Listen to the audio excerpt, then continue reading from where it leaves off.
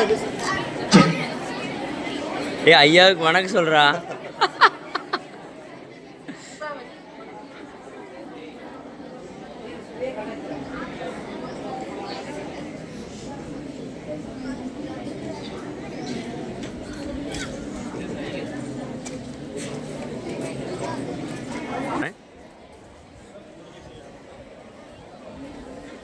வணக்கம்.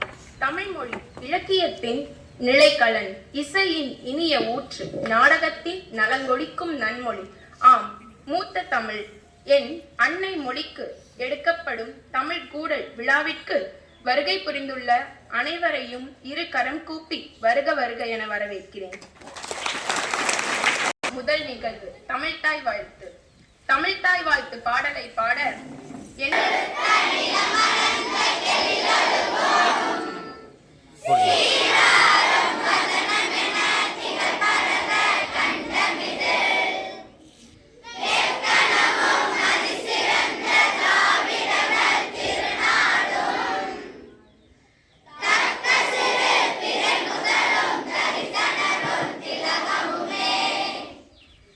வரவேற்பது நம் தமிழ் மரபு. அதுபடி வரவேற்புரை நல்க சகோதரி சே ராகமாலிகா அவர்களை அன்புடன் அழைக்கின்றோம். யாமறிந்த மொழிகளிலே தமிழ் மொழி போல் இனிதாவது எங்கும் காணோம் என்கிறார் மகாகவி பாரதியார். நம் தாய்மொழியான தமிழ் மொழி பழமையும் தொன்மையும் வாய்ந்தது. தேனினும் இனிமையானது, அமிர்தம் போன்றது. கண்டங்கள் பல அழிந்தாலும் காலங்கள் பல கடந்தாலும் இன்றளவும் அழியாமல் நிலைத்து நிற்கிறது நம் தாய்மொழியாம் தமிழ் மொழி. இத்தகு சிறப்பு பெருமை பெற்ற நம் தாய்மொழியை எடுத்து அரசு மேல்நிலை பள்ளி முதுகலை தமிழாசிரியர் திரு குமரன் ஐயா அவர்களை இருவரும் கூப்பி வருக வருக என வரவேற்கிறோம். புரிந்துள்ள இருபால் ஆசிரியர் பெருமக்களுக்கும் என்னுடன் பயிலும் மாணவ மாணவியர்களுக்கும் வருக வருக என வரவேற்று நன்றி கூறி விடைபெறுகிறேன். நன்றி. தலைமை உரை வழங்கி சிறப்பித்த உதவி தலைமை ஆசிரியர் ஐயா அவர்களை அன்புடன் அழைக்கின்றோம்.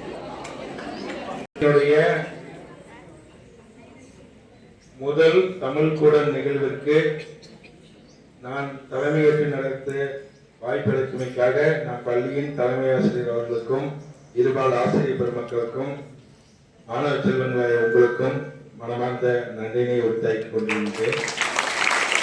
நான் கவனிக்கக்கூடிய விஷயம், இந்த செல்போன் வந்ததுக்கு அப்புறம் நீங்க எல்லாம் பயன்படுத்தக்கூடிய மொழி அறிவு அப்படிங்கிறது தமிழ்ல பேசக்கூடிய வார்த்தைகளை இங்கிலீஷில் எழுதுறீங்க அப்படிங்கிறது. நான் அப்படின்னா நான் போட்டு துணைக்கால் போட்டு இன் அப்படின்னு எழுதுறது இல்லை.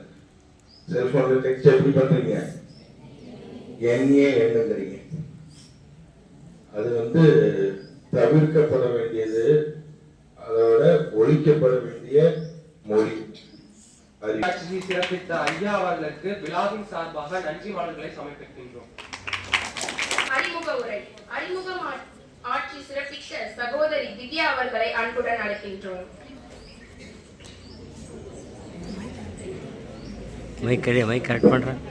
வணக்கம். கல் தோன்றிய மண் தோன்ற காலத்தை முன் தோன்றிய மூத்த குடியாம் தமிழ்குடி என்பதற்கேற்ப உலகின் மூத்த மொழியாம் நம் தாய்மொழிக்கு எடுக்கப்படும் தமிழ் கூடல் விழாவிற்கு வருகை புரிந்துள்ள சிறப்பு விருந்தினர் ஐயாவை பற்றி அறிமுக உரை கூற உங்கள் முன் வந்துள்ளேன்.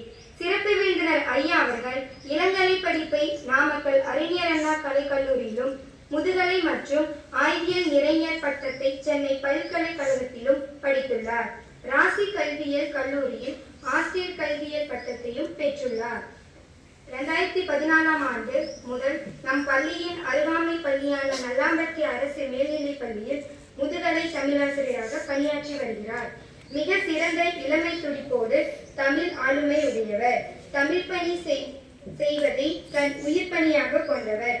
துலாக்கோல் போல் நடுநிலைமை சான்றாளர். நன்றி. அறிமுக உரை ஆற்றிய சகோதரிக்கு நன்றி. தொடர்ந்து சிறப்பு விருந்தினருக்கு நினைவு பரிசு வழங்கி சிறப்பிக்க உதவி தலைமை ஆசிரியர் அவர்களை அன்புடன் அழைக்கின்றோம்.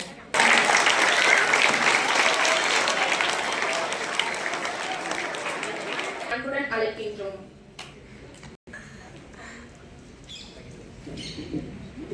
அனைவருக்கும் வணக்கம். பள்ளியின் தலைமை ஆசிரியர் அருள்ராஜ் ஐயா அவர்களுக்கும் உதவி தலைமை ஆசிரியர் அவர்களுக்கும் பள்ளி இருபால் ஆசிரியர் பெருமக்கள் அவர்களுக்கும் என் முதற்கண் வணக்கம்.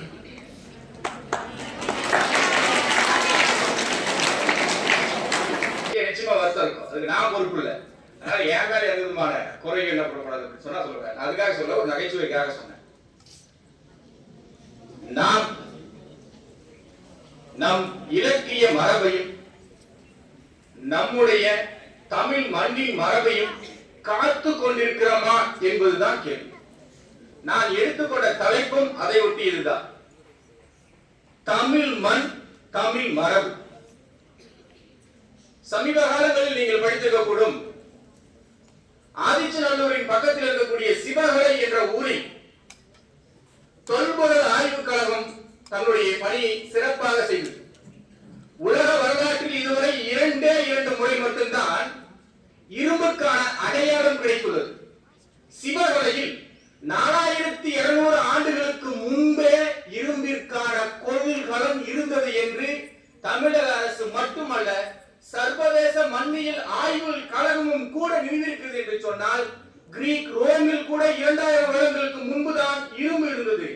ஆனால் 4200 வருடங்களுக்கு முன்பே சிவகலையில் நமக்கு இரும்பை மண்ணிலிருந்து பிரித்தெடுக்கக்கூடிய தொழில்நுட்பம் கிடைத்தது என்று சொன்னால், உலகம் சிவகலையும் ஆதிச்சநல்லூரையும் ஏன் தமிழகத்தையும் திரும்பி பார்க்கிறது என்று சொன்னால், நாம் மூத்த குடி என்பதில் என்ன சந்தேகம்?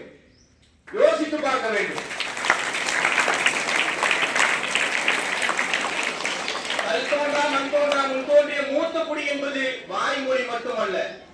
எப்படி பெருமாநாட்டு படையில் தொண்டைமான் இளந்தரியன் தன்னுடைய படைக்கலனுக்கு போகும் பொழுது இரும்பை அடிக்கின்ற சம்பட்டி ஓசை இரவு முழுவதும் கேட்டதான். இது பெருமாநாட்டு படையில் இருக்கக்கூடியவர்.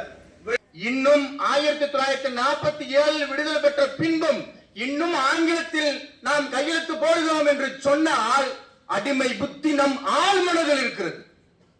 தமிழில் கையெழுத்து போடுவதை மறுக்கக்கூடிய சமூகமாக, ஒரு மந்தை சமூகமாக நாம் இருந்து கொண்டிருக்கின்றோம். எங்கே செல்லும் நம்மளுடைய தமிழ் மரபு, தமிழ் மண்ணின் மரபு, தமிழ் இலக்கியத்தின் மரபு? விருந்தோம்பலுக்கே உலகிற்கு எடுத்துக்காட்டு நாம் தான். வீட்டிற்கு விருந்தினர் வந்தால் 7 அடி பின் சென்று அவர்கள் வழி அனுப்பி விட்டு வரக்கூடிய ஒரே சமூகம் தமிழ் சமூகம் மட்டும்தான். அமெரிக்காவிற்கும் வியட்நாமிற்கும் 1955 முதல் 75 வரை போர் நடந்தது. உலக வரலாற்றில் மிகப்பெரிய போர்களில் அதுவும் ஒன்று. ஆனால் வல்லாதிக்க நாடான அமெரிக்கா வியட்நாமிடம் தோற்றே போனது. வியட்நாமின் வெளியுறவுத்துறை அதிகாரி இந்தியா வந்திருந்தார். இந்தியாவில் இருக்கக்கூடிய அத்தனை அதிகாரிகளும் அவருக்கு ராஜ்கோட், தாஜ்மஹால், இன்னும் பிற இடங்களை எல்லாம் சுற்றி காண்பித்தார்கள். அவர் சொன்னார், வியட்நாமின் வெளியுறவுத்துறை அதிகாரி சொன்னார், நான் தமிழகம் செல்ல வேண்டும். தமிழகம் கூட்டி வந்தார். தமிழகத்திற்கு தஞ்சை செல்ல வேண்டும் என்று சொன்னார். தஞ்சைக்கும் கூட்டி போனார்கள்.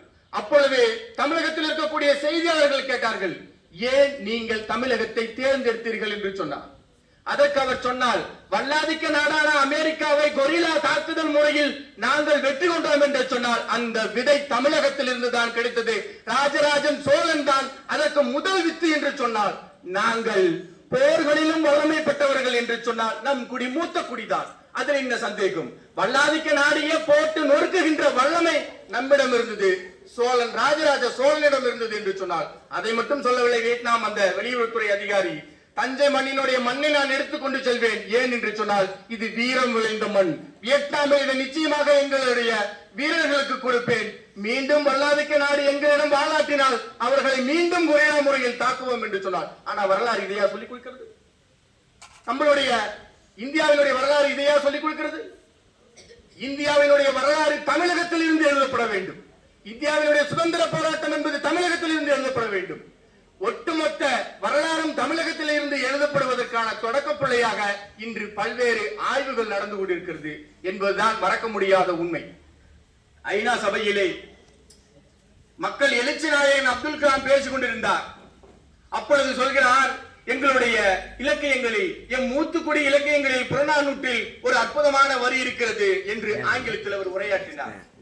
யாதும் ஊரே யாவரும் கேளீர் என்று சொல்லி விளக்கப்படும் பொழுது இதுவரை ஐநா சபையில் இருக்கக்கூடிய அத்தனை உறுப்பினர்களும் எழுந்து நின்று கைத்தட்டது கிடையாது. ஆனால் அப்துல் கலாம் ஐயா சொல்லும் பொழுது எழுந்து நின்று கைத்தட்டது என்று சொன்னால் அதற்கு அவர் கொடுத்த விளக்கம் தான் முக்கியம். உலக இலக்கியங்கள் எந்த இலக்கியத்திலும் உலகில் இருக்கக்கூடிய அனைவரும் எம் உறவினர். கேளீர் என்றால் உறவினர், எம் உறவினர். உலகத்தில் இருப்பவர்கள் அனைவரும் எம் மக்கள் என்று உலக இலக்கியங்களில் எங்கும் கிடையாது என்று சொன்னார்.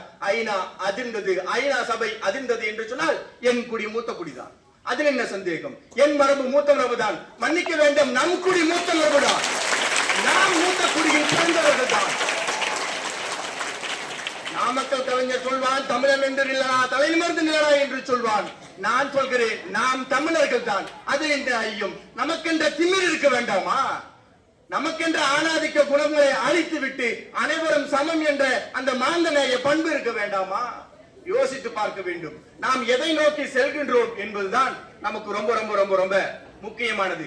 இத்தாலியிலிருந்து வந்தார் வீரமாமுனிவர், அயர்லாந்திலிருந்து வந்தார் கால்டுவெல், பிரிட்டிஷ் ராஜ்யத்திலிருந்து வந்தார் பிரான்சிஸ் ஒயிட் எல்லிஸ். எப்படி பிரான்சிஸ் ஒயிட் எல்லிஸ் திருக்குறளை படித்து விட்டு யோசித்து பார்க்கிறான், இந்த மனுஷனுக்கு ஏதாவது பண்ணுவோமா? என்ன பண்ணுவோம்? வல்லவனை படிச்சு பார்த்துட்டு அவன் பூரிச்சு போறான். என்னடா 1.25 அடியில 1330 திருக்குறள்ல இன்னென்னமோ எழுதியிருக்கானே. நட்புக்கு விளக்கணம் சொல்றான், உடுக்கை இழந்தவன் அங்கே உடனடியா கை எப்படி நம்மளையே தெரியாம அறியாம போகுமோ அதுவும் இருக்கக்கூடிய இலக்கிய கர்த்தாவிற்கு நாணயம், தங்க நாணயம் வெளியிட்டது என்று சொன்னால் இந்திய மரபில் அல்ல, உலக மரபிலேயே ஒரே ஒரு புனிதன், அது எம் பாட்டன் வள்ளுவனை தவிர வேறு எவனுக்கும் கிடையாது.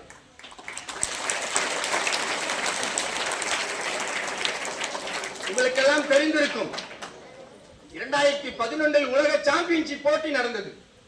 போட்டி தொடங்குவதற்கு கன நொடிக்கு முன்பு உசைன் போல்ட் வேகமாக ஓடிவிட்டார். போட்டியிலிருந்து அவர் வெளியேற்றப்பட்டார். துப்பாக்கியிலிருந்து வருகின்ற குண்டுகளுக்கு முன்பே அவர் இப்படித்தான் வரும் என்று சிந்தித்து வெளியேறினார். அன்று அவர் அழுகையின் குரல், அவருடைய உடைகளை கழற்றி எரிந்துவிட்டு ஓ என்று அழுதார். அப்பொழுது முடிவு பண்ணினார், உலகம் நம்மை திரும்பி பார்க்க வேண்டும், உலகம் நம்மை திரும்பி பார்க்க வேண்டும். ஒரு கோல்டு மெடல் இல்ல, அடுத்த ஒலிம்பிக்ல 9 கோல்டு மெடல் அடிச்சான். 9.58 நொடிகள்ல ஓடினா. அதுக்கு மேல ஓடிந்தா வேற எவனாவது அந்த அளவுக்கே ஓடிந்தா அவனுடைய காலில் இருக்கக்கூடிய நரம்புகள் எல்லாம் பிச்சுக்கிட்டு போயிருக்கும். அந்த அளவிற்கு 25 வருடங்கள் கடினமாக உழைத்தான். யோசித்து பார்க்க வேண்டும். வள்ளுவன் அதை தான் தெளிவாக சொல்கிறார். கொத்தொக்க கூம்பும் பருவத்து பருவ காலத்தை சரியாக பள்ளிக்கூடத்திற்கு எதற்கு வருகிறோம்? படிப்பதற்காகத்தான் வருகிறோம். நம்மளுடைய இலக்கு அதுவாக இருக்கிறதா? யோசித்து பாருங்கள். 25 வருடம் உழைத்து 9 கோல்டு மெடலை வாங்கி உலகத்தையே தன் பேர் பின்னாடி திரும்பி பார்க்க வச்சான். அன்னைக்கு அவனுடைய மொத்த மதிப்பு 193 பில்லியன். வெறும் 9.5 நொடிக்கு என்று சொன்னால் அவனுடைய இலக்கு ஒன்றாகத்தான் இருந்தது. அசிங்கப்பட்ட இடத்தில், அவமானப்பட்ட இடத்தில், உலகமே தன்னை மட்டம் தட்டிய இடத்தில் மீண்டும் உலகை திரும்பி பார்க்க வைத்தான் என்று சொன்னால் அவனுடைய விடாமுயற்சியை விட வேற என்ன என்று சொல்வது? ஜமைக்காவில் பிறந்து மின்சாரமே அற்ற ஒரு நாட்டின் கிராமத்தில் இருந்து வந்திருக்கக்கூடிய அந்த வீரனுக்கு அந்த திமிரும் திராணியும் இருக்குது என்று சொன்னால் 2000 வருடங்களுக்கு முன்பு பிறந்த நாம், உலகற்கே விருந்தோம்பலை எடுத்து காட்டிய நாம், உலகற்கே இரும்பின் தொன்மையை தூக்கி காட்டிய நாம், நமக்கு திமிர் இருக்க வேண்டாமா? ஒரு உசைன் போல்ட் தான் நம்மளால கொடுக்க முடியுமா? ஒரு அப்துல் கலாம் தான் நம்மளால கொடுக்க முடியுமா? யோசித்து பார்க்க வேண்டும். உங்களுடைய இலக்கு ஒன்றாக மட்டுமே இருக்க வேண்டும், அது கல்வியாக மட்டுமே இருக்க வேண்டும். கல்வி என்னும் கயிறை பிடிக்கும் பொழுது கை எரியதான் செய்யும். பிடிச்சு மேல ஏறி மட்டும் பாரு, உண்மையாகவே உன்னை அடுத்த இடத்திற்கு அது நிச்சயமாக என்ன பண்ணும், கொண்டு போகும். இலக்கியம் இதை மட்டும் தான் கற்றுத் தருகிறதா? திருமந்திரத்திலே ஒரு நிலையாமையை குறித்து முதல் தந்திரத்தில் ஒரு தெளிவான பாடு. இப்ப நானே ஒரு வேலை செத்துட்டேன்னு வைங்க, உடனே தூக்கிட்டு போறப்ப என்ன சொல்லுவான்? நல்லாம்படி தமிழ் வதிரை போறாருன்னா சொல்லுவான், பணம் போகுது பாரு. பணம் என்ன பண்ணுது? போகுது. திருமந்திரத்துல அழகா சொல்றாரு திருமூரல், எப்படி? ஊரெல்லாம் கூடி ஒழிக்க அழுதிட்டு பேரினை நீக்கி பிணம் என்று பேரிட்டு சூரியம் காட்டிடை கொண்டு சுட்டிட்டு நீரினில் மூழ்கி நினைப்பு ஒளிந்து போவாரேனம். அவ்வளவுதான், தண்ணி ஊத்துனா எல்லாம் முடிஞ்சது, வீட்டுக்கு வந்தா. இலக்கியம் நிலையாமையை மட்டும் கற்றுக் கொடுக்காது, இலக்கியம் நம்மளுடைய வாழ்வியலையும் சேர்த்துதான் என்ன பண்ணும், கற்றுக் கொடுக்கும். ஆமா, கடவுளை பத்தி நமக்கு நிறைய சிந்தனைகள் இருக்கும், உண்மையாலுமே இருக்கும். கடவுள் இருக்குங்கிறது ஒரு பக்கம், கடவுள் இல்லைங்கிறது மறுபக்கம். ரெண்டும் ஒன்று தான், அது வேற பக்கம். எப்படி? எல்லாருக்கும் கடவுளை பற்றி தெரியும். எல்லாரும் கடவுளை பார்த்துக்கிறீங்களா? இங்க யாராவது கடவுளை பார்த்துக்கிறீங்களா? ஆக்குபவன் தான் கடவுள் என்றால் உங்கள் தாயின் தந்தையை விட கடவுள் உலகில் உண்டா? உங்கள் தாயின் தந்தையை விட கடவுள் உண்டா? உங்களை உருவாக்கியது யார்? நீங்கள் நல்லா இருக்க வேண்டும் என்று நினைக்கக்கூடிய ஆகச் சிறந்த முதல் உயிரினம் உங்கள் தாயும் தந்தையும் என்று சொன்னால், என்றைக்காவது பாசமாக, நேசமாக, அன்பாக, அம்மா நேர நேரத்துக்கு சாப்பிட்டியாமா, அப்பா நேர நேரத்துக்கு சாப்பிட்டீங்களாப்பா கேட்டதுண்டா? நாம் எல்லாம் மகள் மகன், ஆனால் நம் குடி மூத்த குடி. ஒரு முறை அன்பாக பாசமாக இருக்கும் பொழுது உறவுகள் தெரியாது, இல்லாத போதுதான் அதனுடைய வலியும் வருத்தமும் தெரியும் என்று சொன்னால், இருக்கும் பொழுதே மனிதர்களை கொண்டாடுங்கள். கொண்டாடுபவர்கள் தான் மனிதர்கள்.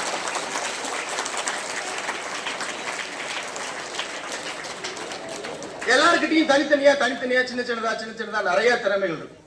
தனிப்பாடல் ஔவையார் அது தெளிவா சொல்றார். இந்த ஊருக்குள்ள இருக்கக்கூடிய இந்த வான்குருவிற்கு யாருக்கும் அறியவா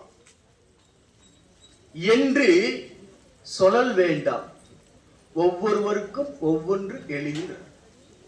அந்த தூக்கணாங்குருவி இன்னைக்கு எவ்வளவோ பொறியியல் நுட்பம் வந்துருச்சு, ஆனா கட்டி மறுபடியும் அந்த குருவி அதுக்குள்ள போய் இக்க வச்சா அது இருக்குமானா? இருக்கவே இருக்காது. அரக்கு பூச்சிகளால் உருவாக்கப்படுவது, அத இன்னைக்கு இருக்கக்கூடிய செயற்கை உலகம் செஞ்சு கொடுக்க முடியுமானா? சத்தியமா முடியாது. அவ்வளவு ஏன் தேன் கூடு இருக்குது இல்ல, இன்னும் ஒரு அமைப்பு, கட்டிட அமைப்பு, அதை கட்ட முடியுமா? அதையும் நிச்சயமா என்ன பண்ண முடியாது, கட்டவே முடியாது. ஆனா அப்படின்னு நினைச்சு கலகணத்துல இருந்துடாதீங்க. எப்படி? ஒவ்வொருத்தருக்கும் ஒவ்வொரு திறமை என்ன பண்ணும் இருக்கும், உங்களுக்குள்ளயும் இருக்கும். நிச்சயமா அது உங்களுக்குள்ளேயும் என்ன பண்ணும் இருக்கும், அதை தேடி ஓடுங்க. அததான் ஔவையார் அன்றே சொன்னார், ஒவ்வொருவருக்கும் ஒவ்வொன்று எழுதினார்.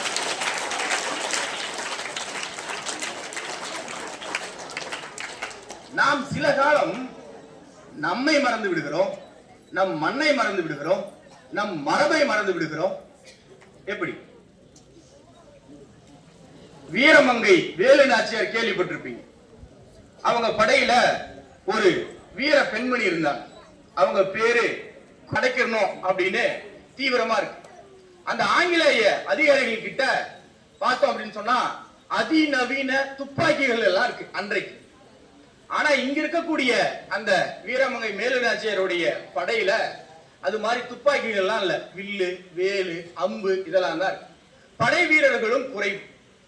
குயில ஒரு முடிவு பண்றாங்க, சரி எப்படிதான் நம்மளுடைய படை வீரர்களை காக்கிறது, செத்து போட்டுன்னு நினைக்கல பெண்மணி. அவங்க உடனே ஒரு முடிவு எடுக்கிறாங்க, சரி ஒன்னும் பிரச்சனை இல்லை, அந்த ஆங்கிலேய அதிகாரிகள்கிட்ட இருக்கக்கூடிய அந்த ஆயுத கிடங்கு இருக்குல்ல, அதை நாம அழிச்சிட்டா அவர்களையும் வென்று விடலாம், நம் படை வீரர்களையும் காத்து விடலாம் என்று முடிவு பண்ணார். அந்த பெண், அந்த குயிலிங்கிற படைத்தளபதி தன் உடல் முழுவதும் நெருப்பை பற்ற வைத்துக் கொண்டு ஆயுத கிடங்கில் குதித்தார் என்று சொன்னால், இந்தியாவிலேயே முதல் பெண் போர்க்கள வீரர் என்று சொன்னால் எம்மன் தான். வேறு எங்கு நான் தேடுவேன்? பிரிட்டிஷ் சாம்ராஜ்யத்தில் போய் தேடுவேன்? எம்மண்ணில் தான் என்ன பண்ண முடியும், தேட முடியும். மன்னனை பார்த்து கேள்வி கேட்கக்கூடிய புலவர் பெருமக்கள் இருந்த மரபு எம்மரபு. தொடர்ச்சியாக கோயில்கள்லாம் நீங்க போயிருப்பீங்க, அல்லது திருமணங்கள் எல்லாம் போயிருப்பீங்க. அந்த லாங்குவேஜ் பேசுறதுக்கு இன்னைக்கு ஆள் கிடையாது.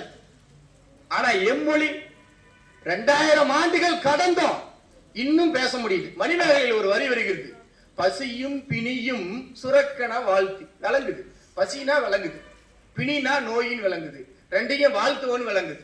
2000 வருஷத்துக்கு இருக்கக்கூடிய என்ன, 2000 வருடங்கள் கடந்து இருக்கக்கூடிய என் மொழி இன்னைக்கு பேசினாலே எனக்கு விளங்குது. ஆனா சமஸ்கிருதம் எனக்கு என்ன பண்ணல, விளங்கல. ஹீப்ருவும் இன்னைக்கு விளங்கல, கிரேக்கமும் விளங்கல, லத்தீனும் விளங்கல. ஆனா என் மொழி இன்னைக்கு விளங்குது அப்படின்னு சொன்னா, தமிழ் மரபு சார்ந்த வீரர்கள் தமிழை இன்னும் வலுப்படுத்திக் கொண்டுதான் இருக்கிறார்கள் என்பதுதான் உண்மை. பாரதி தன்னுடைய இயக்கங்கள்ல சொன்னான், தமிழ் கொஞ்சம் கொஞ்சமா மெல்ல இனி சாகும் அப்படின்னு. எப்படி இதே கேள்வியே சமீப காலத்துக்கு முன்னாடி, ஒரு குறிப்பிட்ட வருடங்களுக்கு முன்னாடி, அன்றைக்கு மதுரையினுடைய ஆட்சி தலைவராக இருந்த சகாயத்துக்கிட்ட கேட்டாங்க, ஐயா தமிழ் இது மாதிரி அழிஞ்சிருன்னு சொல்றாங்க, இன்னைக்கு இருக்கக்கூடிய தொழில்நுட்பங்கள் எல்லாம் ஆங்கிலத்தில் தான் அதிகமா வந்துட்டு இருக்கு, எப்படி உங்களுடைய கருத்து என்ன அப்படின்னு. அவர் இங்க இருக்கக்கூடிய ஆட்சியாளர்கள், இங்க இருக்கக்கூடிய தமிழ் அறிஞர்கள், இங்க இருக்கக்கூடிய தமிழ் ஆசிரியர்கள், இவர்களெல்லாம் இருக்கும் பொழுது இந்த மொழி அழிந்து விடும் சொல்லல. அவர் சொன்னாரு, அரசு பள்ளி மாணவர்கள் இருக்கின்ற வரையில் என் தமிழ் மொழி வாழ்ந்து கொண்டுதான் இருக்கும் என்று சொன்னார். தாய்மொழி வழி கல்வியே இல்லாத சமூகம் வளர்ந்ததாக சரித்திரமே கிடையாது. இந்த மொழி இருக்கே மொழி, இது எப்ப நம்ம கத்துக்கிறோம்? ஒரு வயசுல, 2 வயசுல, 3 வயசுல, பள்ளிக்கூடம் போறப்ப. அப்படிலாம் சொன்னா பொய், பச்சை பொய். அறிவியல் உலகம் சொல்லுது, ஆய்வு உலகம் சொல்லுது, தாயின் கருவறையில் 3 மாதமாக நீ இருக்கும் பொழுதே உன்னுடைய தாய்மொழியை, அவரவருடைய தாய்மொழியை அவரவர் கற்றுக்கொள்கிறார் என்று. நம்ப முடிகிறதா? 3 மாதமாக கருவில் இருக்கும் பொழுதே நம் தாய்மொழியை நாம் கற்றுக்கொள்கிறோம். ஆனா வெளியே வந்த பின்பு, நாம் படிக்கும் பள்ளியில், நாம் வேலைக்கு போகும் இடங்களில் ஆங்கிலம்தான் அறிவின் முதன் மொழி என்று மந்தை கூட்டமாக இருந்து கொண்டிருக்கின்றோம். வேற்று மொழியை கற்க வேண்டாம் என்று சொல்லவில்லை, ஆனால் தாய்மொழி பற்றும், தமிழ் மொழி பண்பும், நம் மரபும், நம் இலக்கியம் நம் ரத்தத்தில் இருக்க வேண்டும். இல்லை என்று சொன்னால் நம் மொழி நமக்கு கொடுத்ததை நாம் விரைவாக அழித்து விடுவோம். 2000 ஆண்டுகளாக இருக்கக்கூடிய, அதற்கு முன்பிருந்து இருக்கக்கூடிய இந்த மொழி, அந்த மனோபாவம் நமக்கு நிச்சயமாக என்ன பண்ண வேண்டும் என்று சொன்னால் நிச்சயமாக இருக்க வேண்டும். யோசித்து பாருங்கள், இன்றைக்கு தமிழ் மட்டும்தான் 1578 ஆசிய கண்டத்திலேயே முதலில் அச்சு ஏறிய ஒரு மொழி தமிழ் தான். இந்தியாவிலையும் சரி, ஆசியாவிலையும் சரி, வேற எந்த மொழியும் அச்சு ஊடகத்துல முதல்ல வரல. தம்பிரான் வணக்கம் அப்படிங்கிற நூல் தான் முதல்ல வந்தது. ஏன்? ஆங்கிலத்திற்கு அடுத்து அதிகமாக கணினியில் சென்றடைந்த ஒரே மொழி தமிழ் மொழி தான். அவ்வளவு சாதிக்கவே முடியாது நினைச்சிட்டு இருக்கக்கூடிய, இன்னைக்கு நீங்க பார்த்திருக்க கூட, இன்னைக்கு நீங்க பார்த்திருப்பீங்க, கட்சவின் சொல்கின்ற வாட்ஸ்அப், அதை விஞ்சுகின்ற வரையில் சீனிவாசன் அவர்கள் அரட்டை என்கின்ற செயலை உருவாக்கினார். அவர் தமிழர் தான். உலக வரலாற்றில் அதனுடைய இன்றைக்கு இருக்கக்கூடிய செயலினுடைய மதிப்பை விட 3 மடங்கு அதிகமாக அதன் மீது முதலீடுகள் வந்து குவிகின்றன என்று சொன்னால், தமிழாலும் முடியும், தமிழனாலும் முடியும், நம்மாலும் முடியும் என்பதுதான் உண்மை. ஒவ்வொரு துறையிலும் தமிழர்கள் முன்னேறி கொண்டுதான் இருக்கிறார்கள். கன்னியாகுமரியிலே பிறந்து சின்ன சின்ன விஷயத்தை கூட நுணுக்கமாக கவனித்த அப்துல் கலாம் அக்னி ஏவுகணையை ஏவி விட்டு, முதல் ஏவுகணையை ஏவும் பொழுது தமிழகத்தில் இருக்கக்கூடிய, இந்தியாவில் இருக்கக்கூடிய மற்ற பத்திரிகைகள் எல்லாம் கேளிக்கை செய்தார். அக்னி காட்டும் போட்டிருந்தாங்க, அக்னி மேல போய் அப்படியே திரும்புற மாதிரி. பொக்ரைன் குண்டுவெடிப்பு நடந்த பொழுது உலகம் திரும்பி பார்த்தது அப்துல் கலாமை. அவர் யோசிச்சது ஒன்னே ஒண்ணுதான், பள்ளி பருவத்துல சிந்திச்சதுதான். பாலைவனத்துல பொக்ரைன்ல குண்டு வெடிக்குது, அதுக்கப்புறம் இந்தியா அறிவிக்குது, நாங்க குண்டை வெடிச்சிட்டோம், அணுசோதனை நாங்க நிகழ்த்திட்டோம் அப்படின்னு. எல்லா மீடியாவும் இருக்குது, எப்படி நிகழ்த்தினீங்க அப்படின்னு அப்துல் கலாம் விளக்கு கொடுத்தாரு. நான் ஊர்ல விளையாடிட்டு இருப்பேன், அப்ப சும்மா சின்னதா ஒரு சூறாவளி வரும். எப்படி அந்த சூறாவளி அப்படியே சுத்தி சுத்தி சுத்தி சுத்தி போகும். நான் குண்டை பாலைவனத்துல பதுக்கி வச்சுட்டேன். அப்ப மணல் திட்டுகள் நகரும் இல்லையா? மணல் திட்டுகள் நகரும் பொழுது எந்த செயற்கைக்கோளாலும் படம் பிடிக்கவே முடியாது. அப்பொழுது நான் வெடிக்க வைத்தேன் என்று சொன்னால், பள்ளி பருவத்தில் தோன்றிய சிந்தனை தான் இந்தியாவை திரும்ப பார்க்க வைத்தது. உலக நாடுகள் மத்தியில் என்று சொன்னால், பள்ளியில் உங்களுக்கு சுய சிந்தனையும் சுய மதிப்பீடும் நிச்சயமாக இருக்க வேண்டும் என்பதை மறந்து விடாது. நாம் நம் மரபை மீண்டும் கட்டமைக்க வேண்டிய தேவையில் நிச்சயமாக என்ன பண்றோம்?